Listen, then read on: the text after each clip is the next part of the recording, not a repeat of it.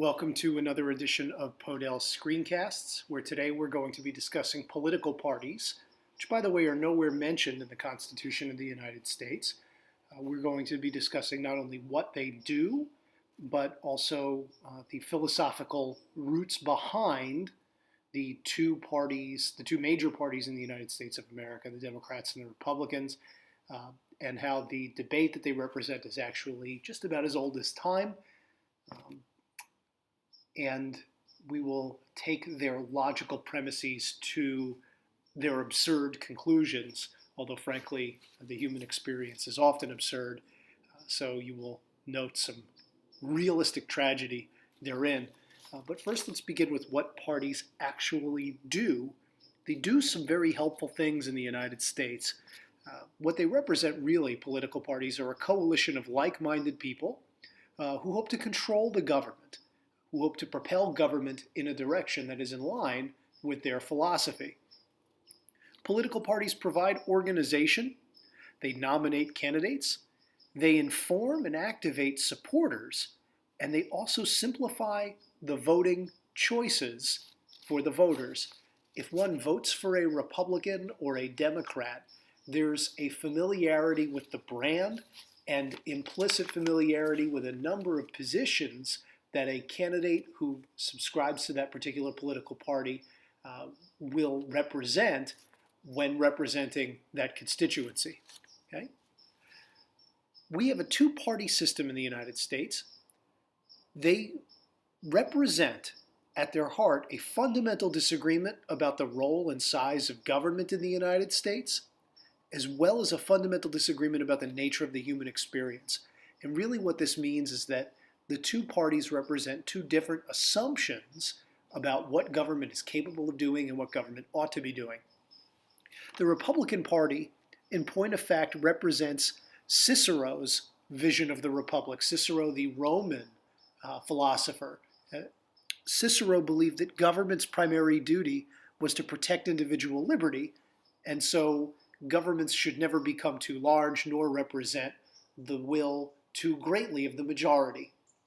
Thomas Sowell, the noted Hoover Institution economist, referred to this as the tragic vision for what it is that government was capable of.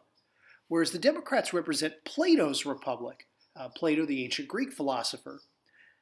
And Plato believed that government should secure the good life for citizens, that that's what the primary duty and mandate of government was.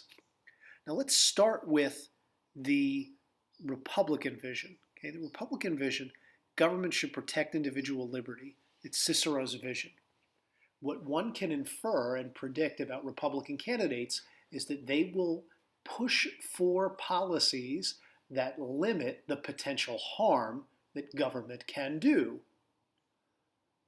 On the other hand, what one ought to infer from Democrat candidates is that the Democrat Party will push for government policies that they believe help the government to help people, right? They're actually both correct. And this is an important thing for students to wrap their heads around. Both parties are correct. And if you don't believe me, carry their arguments out to their logical, absurd conclusions.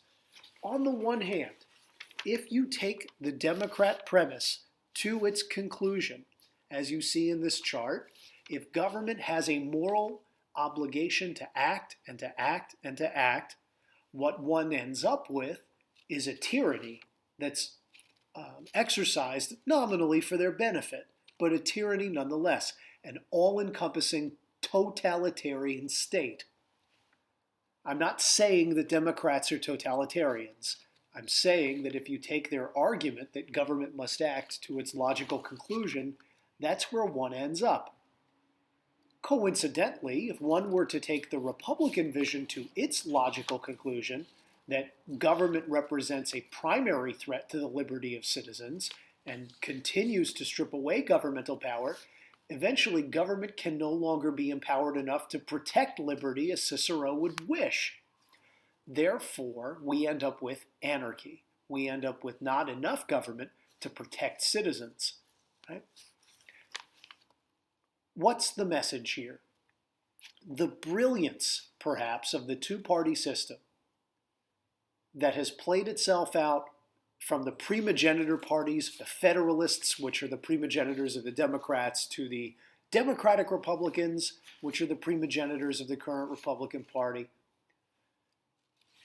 What matters here is to understand that the periodic vacillations between the control of either represent perhaps our best efforts toward achieving a nominal center that both secures the good life for citizens and protects the liberty of those citizens. A government that's not too big, not too small, just right. Thank you for watching. Please don't forget to subscribe and like.